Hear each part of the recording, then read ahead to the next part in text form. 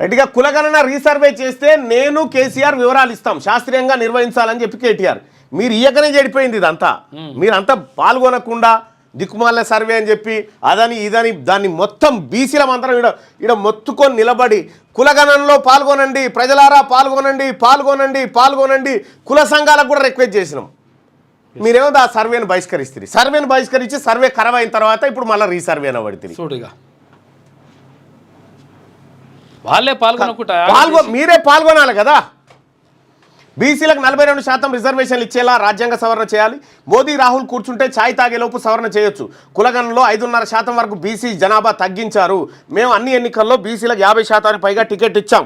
సర్వేతో ఈ సర్కార్ బలహీన వర్గాల గొంతు కోసింది. గ్రామాల్లో ప్రెస్ మీట్లు పెట్టి ప్రజలను మేల్కొల్పుతామని వ్యాఖ్య. ఇగో సర్వేలో జరిగినటువంటి అవకతవకల్ని ప్రజలకు వివరించండి. ప్రజలకు కూడా పాల్గొనాల్సిన బాధ్యత ఉంది. రెండోది ప్రతిపక్షం కూడా పాల్గొనాల్సినటువంటి బాధ్యత ఉంటే అప్పుడు జడగొట్టి చెడిపోయింది అని మళ్ళీ లొల్లిపెట్టుడు కంటే ఈసారి ఒక పని చేయరి. ప్రతి గ్రామంలో నేను బీఆర్ఎస్ పార్టీకి సూచన చేస్తా ఉన్నా, ప్రతి గ్రామంలో ప్రతి పోలింగ్ బూత్లో బీఆర్ఎస్ పార్టీ కార్యకర్త ఇది ఉన్నాడు కదా. మీరు ఒక పని చేయరు, వాట్ల వారిగా మీరు ఒక పని చేయరు, ఎక్కువ ఏమొద్దు.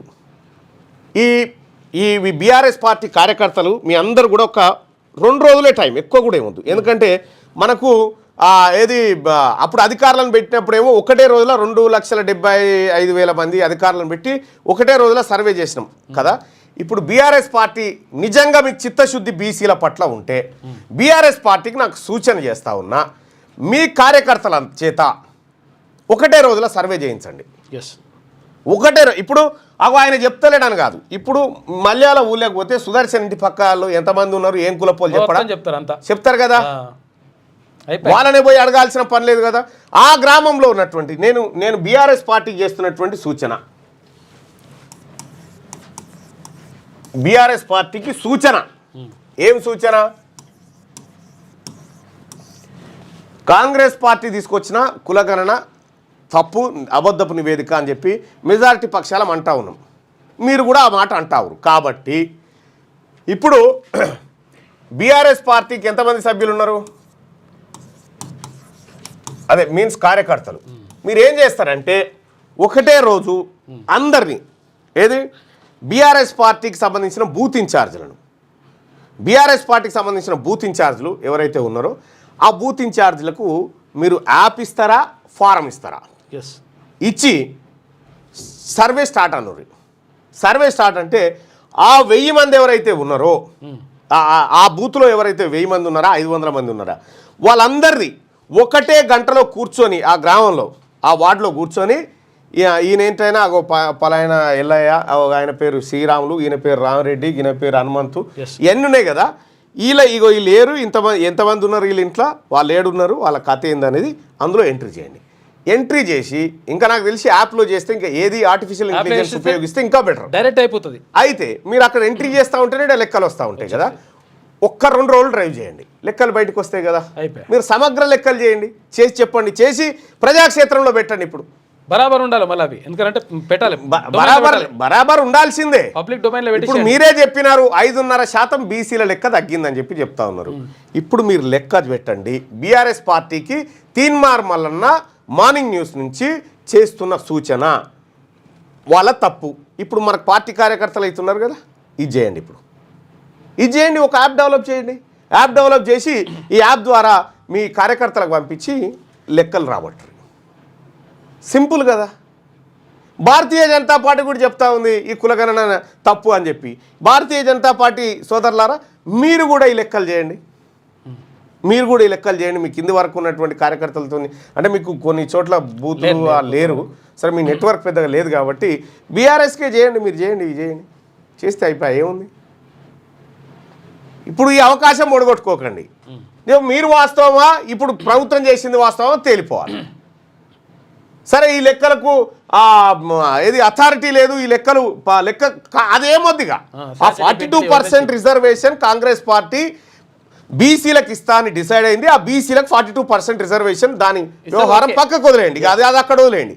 ఇప్పుడు జనాభా లెక్కలలో బీసీల లెక్క తగ్గింది కదా. ఈ లెక్క తగ్గినటువంటి అంశంలోనే కాంగ్రెస్ పార్టీ ఇచ్చినటువంటి లెక్క ఏదైతే ఉందో అది మీది.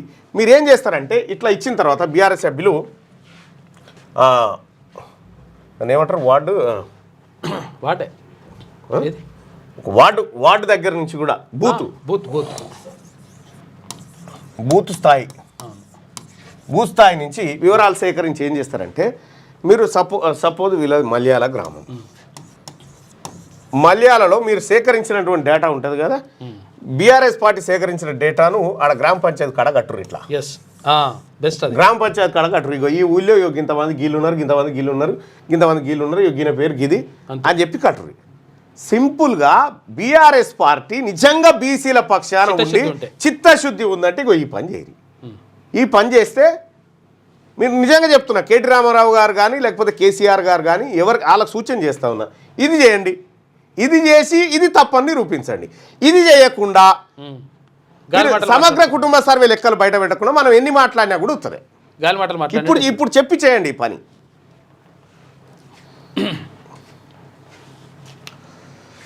బీరెన్ సింగ్ రాజీనామా, గవర్నర్ను కలిసి రిజైన్ లెటర్ ఇచ్చిన మణిపూర్ సీఎం. రాష్ట్రంలో అల్లర్లతో సొంత పార్టీలో వ్యతిరేకత వచ్చింది. కాంగ్రెస్ అవిశ్వాస తీర్మానం వార్తలతో రాజీనామా చేసిండు. ఈయన రాజీనామా చేయకపోయినా ఇలా బయటోడే. విషయం ఏంటంటే ఈయన ఆడియో బయటకు వచ్చింది. ఈ ఆడియో బయటకు వస్తే హైదరాబాద్ ఫోరెన్సిక్ ల్యాబ్లో దాన్ని చెక్ చేసిండ్రు. 100% చెక్ చేస్తే అది 93% ఈయనదే ఉందని చెప్పేసి తేలిపోయింది. తేలిపోయిన తర్వాత బీజేపీ ముఖ్యమంత్రి ప్రేరేపించుడు ఆయుధాలు వాళ్ళు ఎత్తుకపోని హింసను ప్రేరేపించండి అని చెప్పి చెప్తావు. గట్లుంటది వాళ్ళ కుట్ర అనమాట. బయటకు వస్తే చేసిండు. అన్ని పార్టీలది బీసీ నినాదమే. స్థానిక సంస్థల ఎన్నికల్లో బీసీలపైనే ఫోకస్. కులగణన, వర్గీకరణ, పథకాల అమలు అంశాలతో ప్రజల్లోకి కాంగ్రెస్. కులగణన బోగస్ అంటూ విమర్శలతో బీఆర్ఎస్. భవిష్యత్తులో బీసీ అభ్యర్థి సీఎం అంటూ బీజేపీ. రాష్ట్రంలో మీరు ఎందుకంటే ప్రజల్లో బీసీలో కదలికి వచ్చింది కాబట్టి పార్టీలు ఇటువైపు వచ్చినాయి ఆటోమేటిక్గా. ఎప్పుడైతే ప్రజల్లో చైతన్యం వచ్చిందో, మరీ ముఖ్యంగా టీచర్లు, ఉద్యోగస్తులు, ఎంప్లాయీసు, ఆర్టీసీ, విద్యుత్, సింగరేణి వీళ్ళందరి ఉద్యోగస్తుల్లో ఎప్పుడైతే బీసీలమంతా ఒక్కటి కావాలనేటువంటి ఆలోచన పుట్టిందో పార్టీలు కూడా ఆటోమేటిక్గా అటువైపు వచ్చినాయి. ఒక ఫిలాసఫర్ ఏమంటాడంటే అసలు యాక్చువల్గా ఏ ప్రభుత్వం కూడా ప్రజల మీద ప్రేమతోటి కానీ ప్రజల మీద దేనితోనే చేయదు పనులు. ప్రజల నుంచి తీవ్రమైనటువంటి ఒత్తిడి వచ్చి తప్పని పరిస్థితి క్రియేట్ చేసినప్పుడు తప్పనిసరి పరిస్థితుల్లో ఏదంటే అమలు చేసుకుంటూ పోతుంది ప్రభుత్వం. ఇది రాదు అనే సమస్య లేదు. 100% వచ్చి ప్రజల నుంచి రావాలి. వచ్చేసి సోదరులారా, ఇవాళ మీకు వచ్చిన చైతన్యం చూస్తూ ఉంటే హ్యాట్సాప్, నిజంగా హ్యాపీగా ఉంది. మీలో వచ్చినటువంటి కదలిక, మీ చైతన్యం చూస్తూ ఉంటే ఇక రాష్ట్రంలో రాజకీయాలు రసవత్తరంగా మారుతున్నాయి. అన్ని పార్టీలు ప్రధానంగా బీసీ వర్గీకరణ అంశాలపై ఫోకస్ పెడుతున్నాయి. రాష్ట్రమంతా కులగణన చుట్టే పాలిటిక్స్ తిరుగుతున్నాయి. స్థానిక ఎన్నికల్లో బీసీ అంశమే ప్రధాన ఎజెండాగా ముందుకెళ్లేందుకు పార్టీలని వ్యూహాత్మకంగా అడుగులు వేస్తున్నాయి. రాష్ట్ర ప్రభుత్వం ఇటీవల కులగణన సర్వే వివరాలను వెల్లడించడంతో లోకల్ బాడీ ఎలక్షన్స్లో ఈ అంశం ప్రధాన అస్త్రంగా మారింది. దేశంలో ఏ రాష్ట్రం కూడా కులగణన చేయలేదని, ఇచ్చిన మాట ప్రకారం తాము చేసి చూపించామని ప్రజల్లోకి వెళ్లేందుకు కాంగ్రెస్ పక్కా ప్రణాళికలతో సిద్ధమవుతున్నది. ఇక బీఆర్ఎస్ పార్టీ కులగణన సర్వే తీరుపై విమర్శలు చేస్తూ ఉన్నది. నిజంగా నేను చెప్తా ఉన్నా, ముఖ్యమంత్రి గారు లేదంటే ఆ కులగణనకు బాధ్యులైనటువంటి వ్యక్తులు, కులగణనకు నిజంగా వాస్తవానికి రేవంత్ రెడ్డి గారికి రాహుల్ గాంధీ గారి ఆలోచన టెన్షన్గా ఇంప్లిమెంట్ చేయాలి. ఆయన ప్రమేయం లేకుండా ఈ కొంతమంది జొరబడి దీన్ని సర్వనాశనం చేసిరు. వాస్తవం అది నాతో చెప్పిండు రేవంత్ రెడ్డి గారు.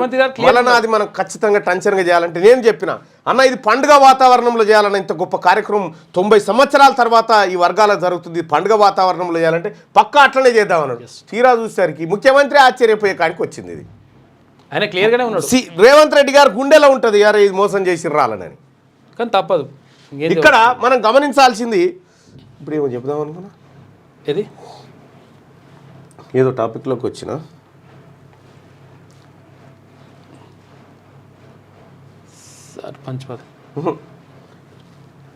ముఖ్యమంత్రి గారు నేనేం చెప్తా ఉన్నా అంటే, ఇక్కడ ఈ రిపోర్ట్ ఏదైతే ఉందో ఈ రిపోర్ట్ తప్పు అనేది ఇంకా మనం ఎన్ని చెప్పినా కూడా బీసీలు నమ్మే పరిస్థితులు లేరు. నమ్మరు కూడా. ఆధార్ కార్డు చూస్తే అయిపోయి, ఆధార్ కార్డులకు అన్ని అడ్డంగా ఈ లెక్కలతో మ్యాచ్ అవుతలేవు. కాబట్టి ఒక పని చేయండి, ఒక బీసీ నాయకత్వంతో కాంగ్రెస్లో ఉన్న బీసీ నాయకత్వం, బీఆర్ఎస్లో ఉన్న బీసీ నాయకత్వం, బీజేపీలో ఉన్న బీసీ నాయకత్వం, అన్ని పక్షాలు బీసీ నాయకత్వాన్ని ఒక అఖిలపక్షం ఏర్పాటు చేయండి. ఆ అఖిలపక్షం ఏర్పాటు చేసి ఆ అఖిలపక్షం ఇచ్చేటువంటి నివేదిక ఆధారంగా మీరు ఇచ్చేయండి. ఇక రెండోది, మనం చేసింది కరెక్టే అనుకుంటే, మనం చేసింది సమగ్రమైన కుల సర్వే అద్భుతంగా చేసినాం అనుకుంటే ఇలా గ్రామంలో చేసిన సర్వే రిపోర్ట్ ఇలా గ్రామ పంచాయతీ కాడ పెట్టరు అంతే తేలిపోతుంది. ఏ వార్డులో చేసినా ఆ వార్డు కాడ ఏది ఆ బంచ్ పెట్టి ఏది ఈ కులగణన వివరాలన్నీ పెట్టండి, అందులో వాళ్ళు పాల్గొన్నారా, వాళ్ళ పేరుందా లేదా వట్టిగానే తెలిసిపోతుంది కదా. రైట్ ఎవరు కొట్టేస్తారు అప్పుడే. ఈ లెక్కలు వద్దు, బీసీలకు ఇంతమంది ఉన్నారని కాదు, ఇక కులాల వారిగా ఆడ గట్టురు లెక్కలు. వీళ్ళు చేయకపోతే ఇన్ ఫ్యూచర్ లో ఇప్పుడు అందరూ చైతన్యమైనది కాబట్టి ఇప్పుడే వాళ్ళు చేసుకుంటారు అంతే. మన సర్వే మనం చేసుకుంటే తప్పేముంది, అదే జరుగుతూ ఉంది. విషయం ఏంటంటే ఇది తాత్కాలికంగా నిజమని మనం చెప్పొచ్చు, కానీ శాశ్వతంగా మాత్రం ఇది అబద్ధమే. అది మనం ఒప్పుకొని తీరాలి. మనం చేసిన వివరాలన్నీ ఏ గ్రామ పంచాయతీ ఏ గ్రామంలో చేసినా గ్రామంలో కట్టుర్రి, ఏ మున్సిపల్ వార్డులో చేసినా ఆడ కట్టుర్రి.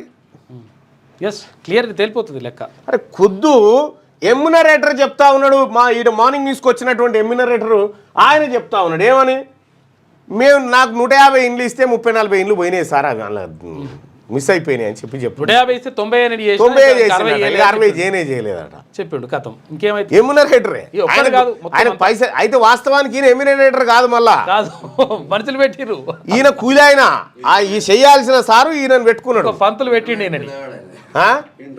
ఇంటర్మీడియట్ చదువుకున్న పిల్లగాని పెట్టి ఇట్లా చేసిరు. ఇంత అద్భుతమైన సర్వే పంతులు రాకుంటే ఈయన పెట్టిండు టీచరు. క్యూ న్యూస్ ఛానల్లో పనిచేయటకు అనుభవం గల సీనియర్ వీడియో ఎడిటర్స్ కావాలను సంప్రదించవలసిన నెంబర్ 8688926084. qnewsads@gmail.com ను సంప్రదించండి. లైక్ చేయండి.